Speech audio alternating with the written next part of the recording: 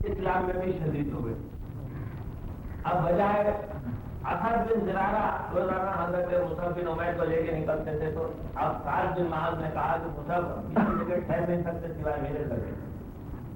انہوں نے ان کو لا کر اپنے گھر میں ٹھہرا لیا اور خود لے کر نکلنے لگے روزانہ حضرت مصعب بن عمیر رضی اللہ عنہ کو کہ چلیے میرے ساتھ چلیے. مدینے کے یا یثرب کے یہودی ہو کے کافر ہو سب ان کی روح کانپتی تھی سعد بن معاذ کے نام سے. اور وہ خود جب لے کے نکلنے لگے دین کی اشاعت کے لیے تو ظاہر ہے کہ اس سے بہت بڑا فائدہ ہوا اور مسلمانوں کی تعداد مدینہ منورہ میں بہت بڑھ گئی, کافی تعداد ہوئی. اب حضرت مصعب بن عمیر رضی اللہ عنہ کو احساس ہوا کہ صاحب اسلام مدینے میں یا یثرب میں مضبوط ہو چکا ہے, یہاں کوئی خوف نہیں ہے دشمنوں کا جس طرح مکے میں ہے. مکے میں کھل کے نماز نہیں پڑھی جا سکتی تھی وہ دنوں میں, کوئی اجتماع مسلمانوں کا ہو نہیں سکتا. نماز باجماعت بھی فرض نہیں تھی وہاں, حالانکہ معراج ہو چکی تھی اور 5 وقت کی نماز فرض ہو چکی تھی اس سے پہلے ہی, لیکن وہ نماز بھی 2 رکعت تھی اور بالکل انفرادی تھی. کوئی باجماعت نماز نہیں ہو سکتی تھی مکے میں کیونکہ کسی بھی وقت دشمنوں کے سب بڑے حملے کا خطرہ لگا ہوا. حضرت مصعب بن عمیر کو احساس ہوا کہ صاحب یہاں پر مسلمانوں کا ایک ہفتہ وار اجتماع ہوا کرے اور ہم سب مل کر اللہ کی عبادت مشترکہ طور پر کریں, لیکن کسی عبادت کو جاری کرنا کسی عام انسان کے اختیار میں نہیں ہے سوائے نبی کے. آپ فجر کی نماز سے فجر کی نماز 2 رکعت ہے. آپ بولے 2 رکعت کیا چیز ہے, جب اٹھی گیا نماز پڑھنے کا تو کیوں نہ 20 رکعت پڑھ لوں, جائز نہیں ہے. اس لیے کہ رسول اللہ صلی اللہ علیہ وسلم جب 2 رکعت نماز پڑھتے ہیں تو ہمارے لیے 2 سے 3 رکعت جائز نہیں. تو اسی لیے نماز جاری کرنے کے لیے یا عبادت میں اضافہ کرنے کے لیے حضور سے اجازت دینا ضروری ہے. اس لیے حضرت مصعب بن عمیر کو جو خیال آیا کہ صاحب یہودی لوگ یہاں پر مدینے میں ہفتے کے دن اپنی ہفتہ وار اجتماعی عبادت کرتے ہیں. اس سے پہلے حضرت مصعب بن عمیر حبش کو ہجرت کر کے گئے تھے. وہاں عیسائیوں کی مملکت تھی, وہاں عیسائیوں کو وہ دیکھ چکے تھے کہ وہ سنڈے پریئر کرتے ہیں, یہ لوگ سیٹرڈے پریئر کرتے ہیں. اسی طریقے کی کوئی اجتماعی عبادت مسلمانوں کی بھی ہو تو اچھا ہے, کیونکہ دونوں بھی اہل کتاب اپنا ہفتہ وار عبادت کرتے ہیں, ہم بھی اہل کتاب ہیں. اگر ہمارے لیے بھی کوئی نماز ایسی قسم کی جاری ہو جائے تو بہت اچھا. اسی لیے حضرت مصعب بن عمیر نے حضور کے پاس ایک قاصد کو بھیجا مکے, اور قاصد کے ذریعے سے پیغام بھیجا کہ اب اسلام مسلمانوں کی تعداد یہاں خاطر خواہ ہو گئی ہے, اگر آپ اجازت دیں تو ہم کوئی ہفتہ وار عبادت کریں. رسول اللہ صلی اللہ علیہ وسلم نے اس وقت خاص الفاظ میں نفع تلے جملوں میں پیام بھیجا حضرت مصعب بن عمیر کو. حضور نے کہلوایا کہ زوال آفتاب کے بعد 2 رکعت سے اللہ کے قریب ہو جاؤ.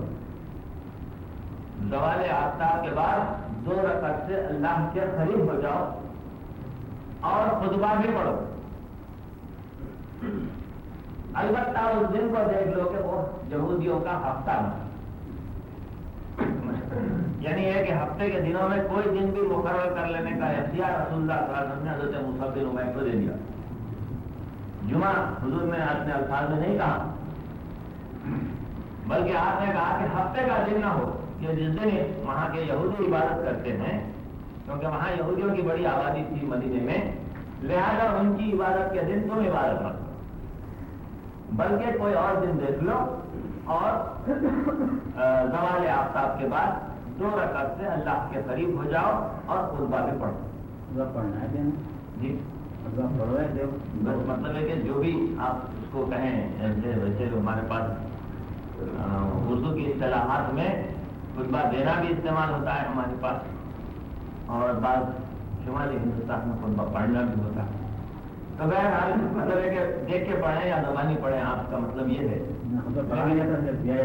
ہاں دیکھیے مطلب ہے کہ خطبہ پڑھو یا خطبہ دو کا مطلب یہ ہے کہ آپ ایک تقریر ضرور کیجیے اس کو تاکہ لوگوں کے سامنے دین کی باتوں کو دہرایا جائے. ایک ہفتہ وار اگر آپ خطبہ دینے لگیں یا کچھ بیان کرنے لگے تو اس سے ہوتا یہ ہے کہ دین کی باتوں کا اعادہ لوگوں کے ذہن میں ہوتا ہے. اب ہر آدمی تو دین کی باتوں کی کھوج نہیں کر سکتا. اگر کوئی آدمی بولتا ہے تو اسے سن لینے میں آسانی سے کچھ علم لوگوں کو حاصل ہو جاتا. تو اسی لیے حضور کا یہ فرمان پھر خاطب کے ذریعے حضرت مصعب کے پاس آیا. تو حضرت مصعب بن عمیر رضی اللہ عنہ نے جمعے کا دن منتخب کیا. جمعے کا انتخاب حضرت مصعب بن عمیر کا انتخاب ہے کیونکہ رسول اللہ صلی اللہ علیہ وسلم نے جو اطلاع جو حکم نامہ حضرت مصعب کے پاس بھیجا تھا اس میں دن کی تخصیص نہیں, وقت کی تخصیص. نماز فجر کے بعد بھی ہو سکتی تھی جمعے کی, نماز عصر کے بعد بھی ہو سکتی تھی.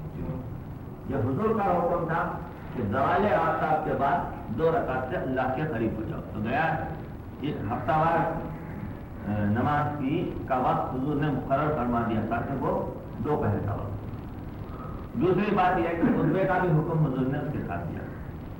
تیسرا یہ تھا کہ ہفتے کا دن نہ ہو جس دن یہودی عبادت کرتے, یہ بھی تفصیل اسی کے ساتھ. پہلی ابھی ہجری شروع بھی نہیں ہوئی تھی, حضور ہجرت کر کے نہیں آئے, ہجرت سے پہلے کا واقعہ ہے. اور ابھی مکے میں نماز جمعہ نہیں شروع ہوئی تھی. رسول اللہ صلی اللہ علیہ وسلم ابھی نماز جمعہ پڑھنا شروع نہیں فرمائے. حضرت مصعب تو ابتدائی کام کے لیے ہجرت کے لیے ماحول پیدا کرنے کے لیے مدینہ بھیجے گئے. تو اس زمانے میں اس طریقے سے رسول اللہ صلی اللہ علیہ وسلم کا یہ بیان حضرت مصعب کے پاس پہنچا. چنانچہ اب کوئی مسجد بھی نہیں تھی وہاں پر. مسجد تو نہ اس وقت مکے میں تھی نہ مدینے میں تھی. مسجد تھی تو کعبہ تھی اور کعبہ اس وقت بتخانہ. ظاہر بات ہے کہ اجتماعی نماز پڑھنے کے لیے بھی کوئی جگہ مخصوص نہیں تھی.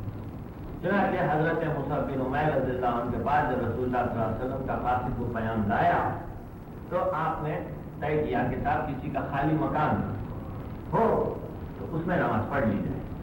تو مدینے میں حضرت سعد بن خیثمہ انصاری ایک صحابی تھے جن کا مکان خالی تھا.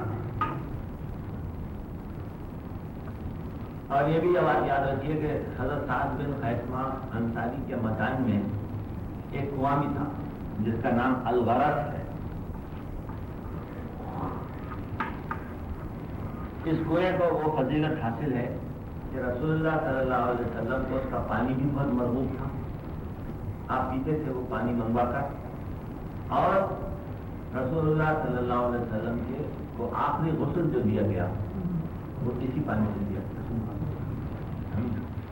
حالانکہ حضرت سعد بن خیثمہ انصاری بدر یا احد میں شہید ہو گئے, وہ سب زندہ نہیں تھے, لیکن اس کنویں کا پانی حضور کو بے حد مرغوب تھا. اسی لیے جب حضور کو غسل آخری غسل دینے کا وقت آیا تو اسی کنویں الغرض سے پانی منگایا گیا.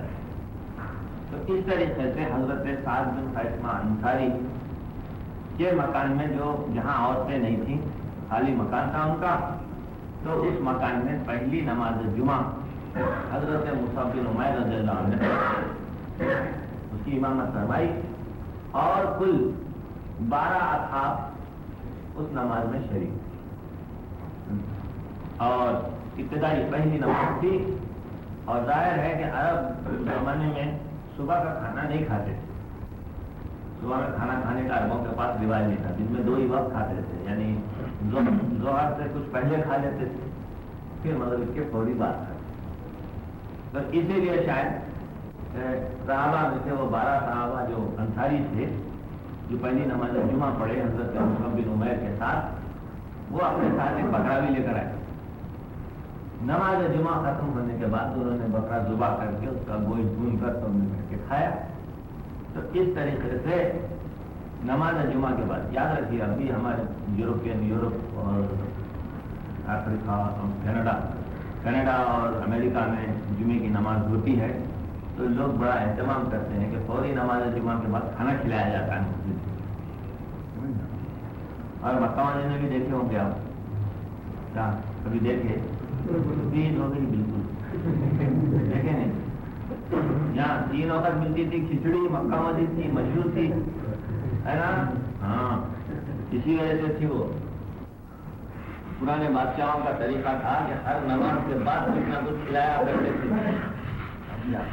اب اس کے فنڈ کدھر چلے گئے، اوقاف کدھر چلے گئے پتہ نہیں ہے. سب لوگ ناجائز قبضے کر لیے ہمیں، ورنہ باقاعدہ اس کے لیے اوقاف ہوا کرتے تھے. ظاہر ہے کہ ہر نماز کے بعد آپ کو کچھ کھلائیں گے تو اس کے لیے کوئی جائیداد ہونا، کوئی فنڈ ہونا، کوئی پیسہ ہونا.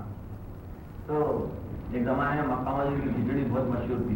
مفت میں جو ہے وہ گنڈے جمع ہے. سنا شورے مکہ مسجد کے شورے بہت مشہور تھے ایک زمانے میں علی پاشا کے دور میں، کہ مفت میں کھچڑی ملتی تھی، کھاتے تھے اور پڑے رہتے تھے مکہ مسجد کے دروازے کے پاس.